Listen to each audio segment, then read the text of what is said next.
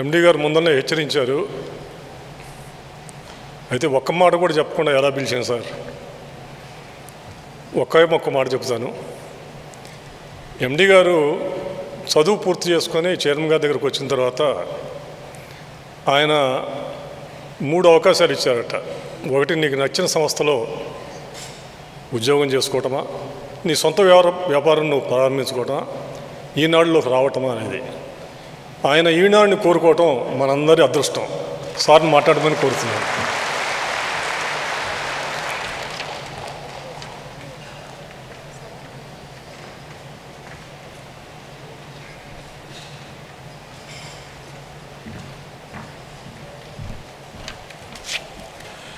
అందరికీ నమస్కారం. డిఎన్ నాకు ఎంత టైం ఇస్తున్నారు? కనీసం 10 నిమిషాలైనా అంటున్నారు, కానీ అది నేను చేయలేను. ఎందుకంటే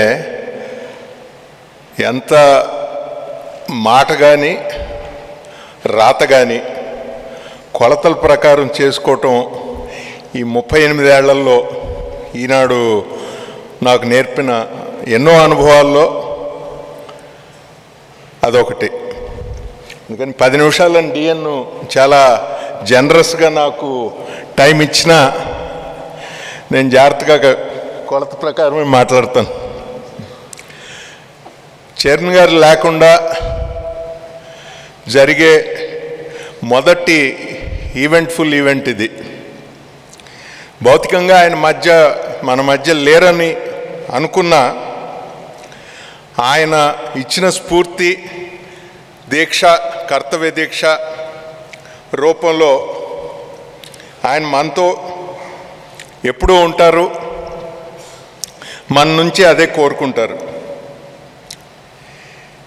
50 ఏళ్ల సుదీర్ఘ ప్రస్థానం, ఎన్నో మజిలీలు, అనుభవాలు, ఇబ్బందులు, అనుభూతులు. అయినా వచ్చే 50 ఏళ్ళకి నిత్యనూతనంగా మనం తయారు చేసుకోవాల్సిన సందర్భం ఇది. ప్రజలకి, ప్రభుత్వాలకి ఒక మేలు వారధల, ప్రజల సమస్యలకి పరిష్కారాలు దొరికే వరకు, ప్రభుత్వాలు పరిష్కారం చూయించే వరకు వాళ్ళ సమస్యలను భుజానికి ఎత్తుకుని అవి తీర్చే వరకు వెంటపడి సాధించడం వల్లే ప్రతి తెలుగు ఇంట మనం ఒక కుటుంబ సభ్యుడిలాగా, ఈనాడు అనేది ఒక కుటుంబ సభ్యుడుగా, అంటే సభ్యురాలు. ఇప్పుడు ఇక్కడున్న lady colleagues don't misunderstand me, ఇక్కడేమి పురుషాధిక్యత అదేమీ లేదు. Everybody knows, almost everybody knows in the organisation. I keep telling, if I am given a choice to recruit same qualifications, same experience, same capabilities between either a fairer gender or a male, I will opt for a female అని. కాబట్టి ఇక్కడ పురుషాధిక్యత ఏమీ అనుకోవద్దు ఎవరు కూడా. మన ఒక కుటుంబ సభ్యుడిలాగా తెలుగు వీళ్ళన్నీ కూడా తమ ఇంటి చేర్చుకున్నాయి.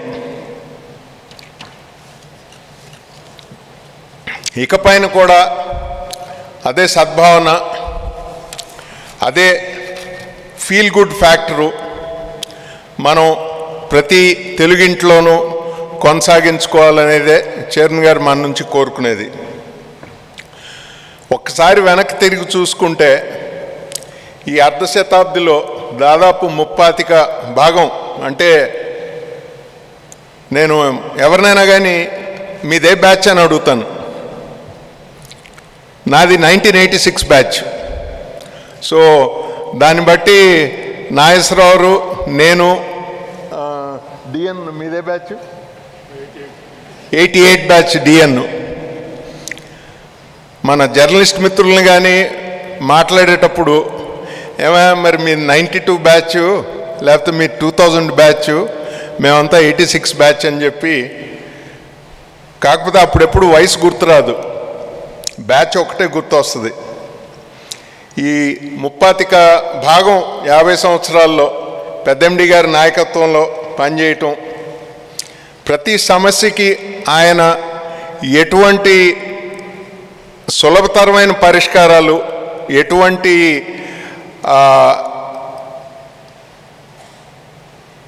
అనలిటికల్ థింకింగ్తో ఆలోచించేవాళ్ళు. ఆయన క్వాలిఫికేషన్ బీఎస్సీ బీఈడీఏ కావచ్చు, కానీ he was endowed with great common sense which is not very common for everybody. ఆయన దగ్గర పనిచేయటం అనేది ఒక పెద్ద వరం. నేను నా ఫస్ట్ అసైన్మెంట్ ఆయన దగ్గరే. సో అప్పటి నుంచి ఇప్పటి వరకు అదే డిసిప్లిన్.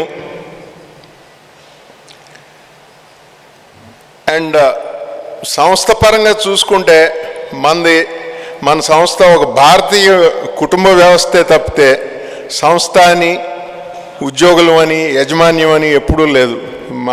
మన గ్రూప్లో ఏ సంస్థ అయినా భారతీయ కుటుంబ వ్యవస్థకి చాలా సారూప్యత, సామీప్యత ఉన్న సిట్యువేషన్ మనది. సో అదే కుటుంబ భావంతో పనిచేద్దాం. రేపటి నుంచి పాఠకులకి, ప్రజలకి మనం ఇంకా దగ్గర చేసుకుందాం. ఇకపోతే మన ముందున్న ఛాలెంజ్, రాబోయే తరం. ఇప్పుడంతా నేను యాక్చువల్లీ దాన్ని యాంటీ సోషల్ మీడియా అంటాను లైట్ వేన్లో. ఇప్పుడంతా యువత భావజాలం అంతా సోషల్ మీడియాతోనే నడుస్తూ ఉంది. మనతో మాట్లాడుతూ కూడా ఫోన్ మీదే ఉండే తరం ఇది. కానీ వాళ్ళని కూడా మనతో తీసుకుని క్యారింగ్ దెమ్ విత్ అస్ చేయగలిగితే, మాధ్యమం ఏదైనా వాళ్ళకి ఆసక్తి కలిగించే అంశాలు, వాళ్ళకి అవసరమైన అంశాలు, దైనందిన జీవితంలో వాళ్ళకి అవసరమైన అంశాలు కనుక మనం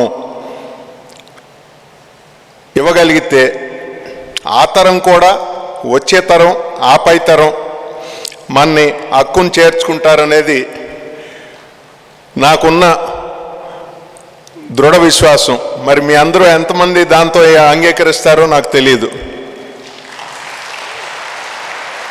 థ్యాంక్ యూ. సో మీరందరూ ఒప్పుకున్నారు కాబట్టి, దీన్ని మన యూనిట్లో సహచరులు అందరూ కూడా చూస్తున్నారు కాబట్టి, దీన్ని ఒక దీక్షగా తీసుకుని ఇప్పటికే 3 తరాలతో ముడివేసుకున్న అనుబంధాన్ని ఇంకొక 3 తరాలకి మనం కొనసాగించేట్లు మనం తీర్చిదిద్దుకుందాం. ఇకపోతే సహచరులతో కొన్ని ఆలోచనలు పంచుకోవాలి. ఇందాక నేను ఎప్పుడూ వెంకట్ గారిని బడే భాయ్ సాబ్ అంట. ఎందుకంటే ఆయన ఎట్లయితే చైర్మన్ గారితో కొట్లాడేవాళ్ళు, నేను ఒక్కోసారి అఫ్కోర్స్ అప్పుడు ఇంకా కొంచెం యువరక్తం, ఇప్పటికీ యువరక్తమే, కాకపోతే కొంచెం కోపం తగ్గింది. పోట్లాటలు వేసుకునేవాళ్ళం, అయినా కూడా బడే భాయ్ సాబ్ అనేవాడిని. సో ఆయన చెప్పినట్టు, ఆయన హుకుం వేసినట్లు, ఆయన ఆర్డర్ వేసినట్లు 20 లక్షలకి దగ్గరికి వెళ్ళటానికి ట్రై చేద్దాం.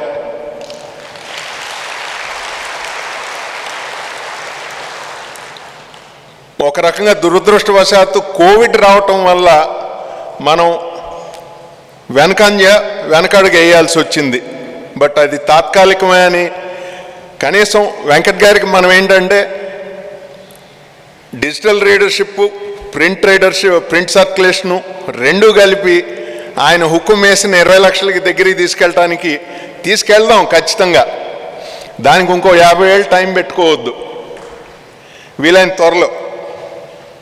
అట్లాగే నాగేశ్వరరావు ఒకటి ప్రస్తావించారు, చాట్ జీపీటీలో ఆయన టాటా గ్రూప్కి, రామోజీ గ్రూప్కి సామీప్యత ఏంటి అనేది. బహుశా నేను ఇప్పటివరకు శైలజ్తో కూడా షేర్ చేసుకోలేదు. ఈ సందర్భం వచ్చింది కాబట్టి, ఆయన టాటా గ్రూప్ గురించి మాట్లాడారు కాబట్టి ఐ వాంటెడ్ టు షేర్. ఒక 25-30 ఏళ్ల క్రితం నా మనసులో ఒక ఆలోచన ఉండేది. టాటా గ్రూప్కి అప్పుడు ఉండింది, ఇప్పుడు కూడా ఉంది, TAS అని.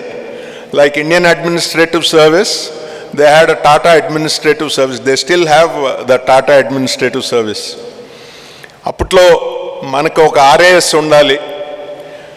Across the group moments.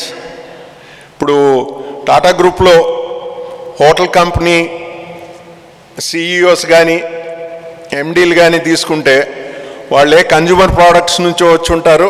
వాళ్ళ టాటా గ్రూప్లోనే కన్జ్యూమర్ ప్రోడక్ట్స్ నుంచి వచ్చి ఉండొచ్చు, కెమికల్స్ నుంచి వచ్చి ఉండొచ్చు.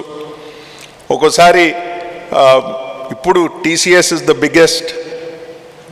TCSకి వచ్చిన వాళ్ళు కూడా అందరూ సాఫ్ట్వేర్ నుంచే రావాలన్న నియమం ఏమీ లేదు. సో అట్లాంటి RASకి మళ్ళీ మీరందరూ కనుక చేద్దాము అంటే, చాలామంది చాలా సీనియర్ సహచరులు ఉన్నారు, జూనియర్ సహచరులు ఉన్నారు.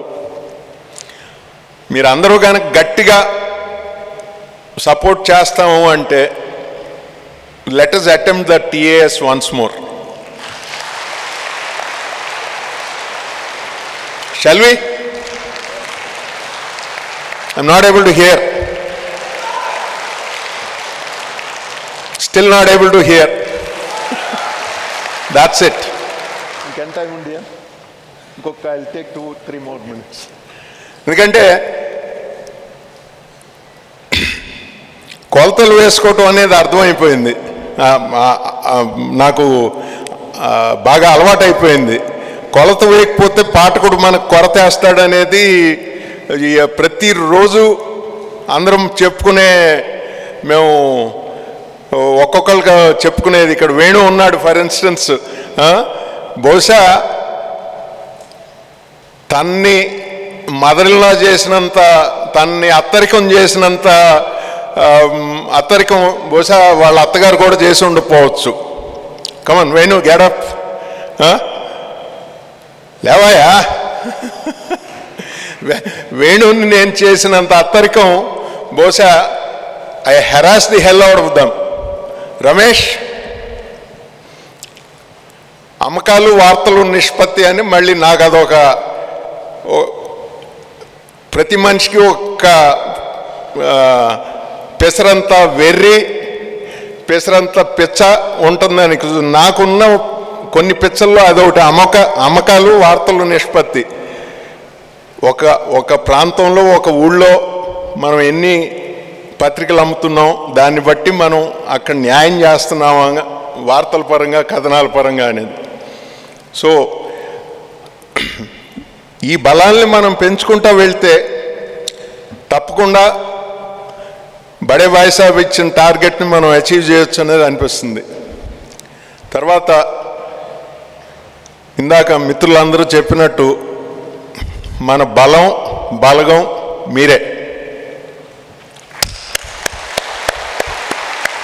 మన బలం, బలగం మీరే. మీ ముందు తరం వాళ్ళు కావచ్చు, మీకు రేపు రాబోయే తరం వాళ్ళు కావచ్చు, ఇప్పుడున్న వాళ్ళు కావచ్చు, అంతా. ఎందుకంటే ఆ కుటుంబ భావన అనేది మరి 62 ఏళ్ళుగా మార్గదర్శికి అలవర్చారు చైర్మన్ గారు, 50 ఏళ్ళుగా మనకి అలవర్చారు. తర్వాత వచ్చిన సంస్థల్లో Vijayashree will agree to it, RFCలోను అదే. And we're also proud to say, ఇవాళ మరి ఈటీవీ ఇవాళ ఈ స్థానంలో ఉందంటే ఈనాడు ప్రోడక్ట్. RFCలో చాలామంది బాధ్యతాయుతమైన పొజిషన్స్లో ఉన్నారంటే ఈనాడు ప్రోడక్ట్స్. అంటే ఏదో కొంచెం మనిషికి, ప్రతి మనిషికి కించిత్ గర్వం కావాలి కాబట్టి కాస్త గర్వం కోసం అని చెప్పి నేను చెప్పుకుంటున్నాను, అంతే తప్పితే దీనిలో ఏమీ డబ్బా కొట్టుకునేది ఏం లేదు. సో మన బలం, బలగం మీరే. మీరు తలుచుకుంటే మనం ఏదైనా చేయగలం, చేద్దాం కూడా. మళ్ళీ ఒకసారి let us get in to the, ఒక 2 ఏళ్ళు దాదాపు ఈనాడులో నన్ను అందరూ మర్చిపోయారు. 2 ఏళ్ళు సాంబశివరావు నేను క్రిమినల్ ప్రొసీజర్ కోడ్ను ఇండియన్ పీనల్ కోడ్ తీసుకుని మార్గదర్శిలో కూర్చునేవాళ్ళం. ఏమో బహుశా ఎప్పటికైనా లా నేర్చుకోవాల్సి వస్తే ఎక్కడైనా కాలేజ్లో జాయిన్ అవుతానేనో కూడా తెలియదు అనుకుంటున్నాను. ఏ Ratan?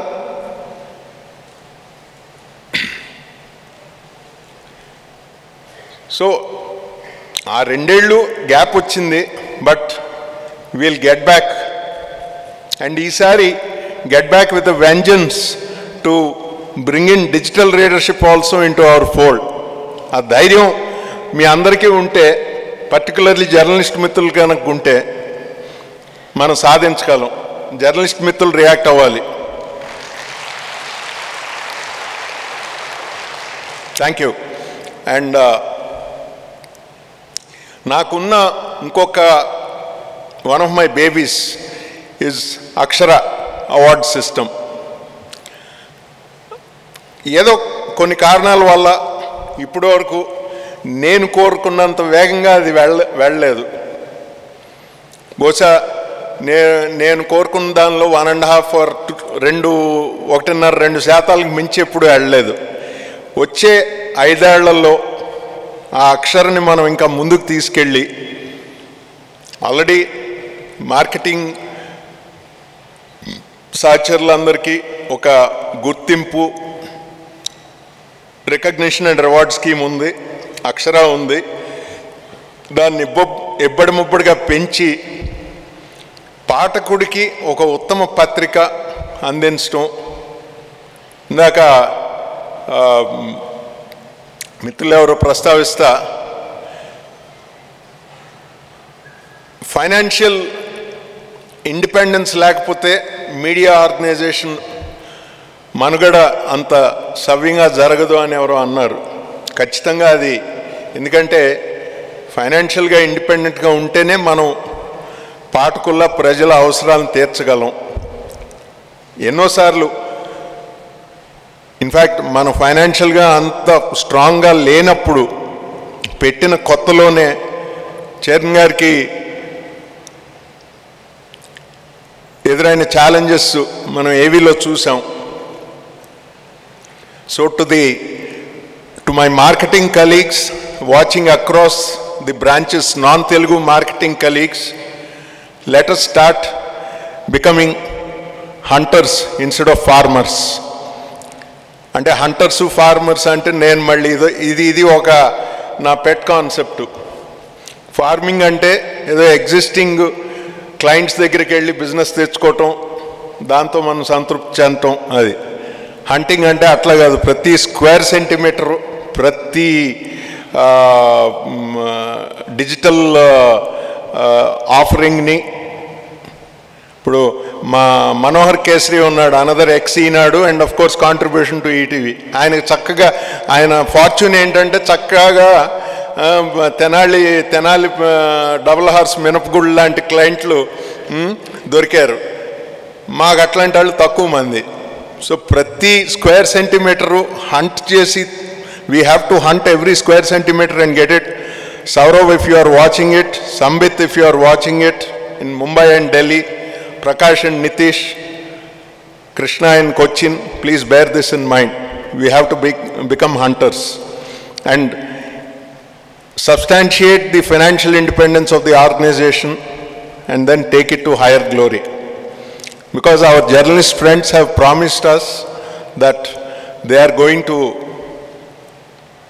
do their bit in making Eenadu even a stronger relationship with the coming generations.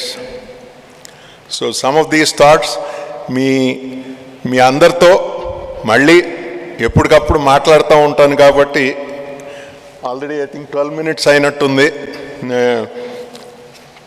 3 నిమిషాలు అనుకున్నది నేను పెట్టుకున్న డిసిప్లిన్ నేనే బ్రేక్ చేసుకుని దానికి 3 రెట్లు 4 రెట్లు మాట్లాడటం అయింది.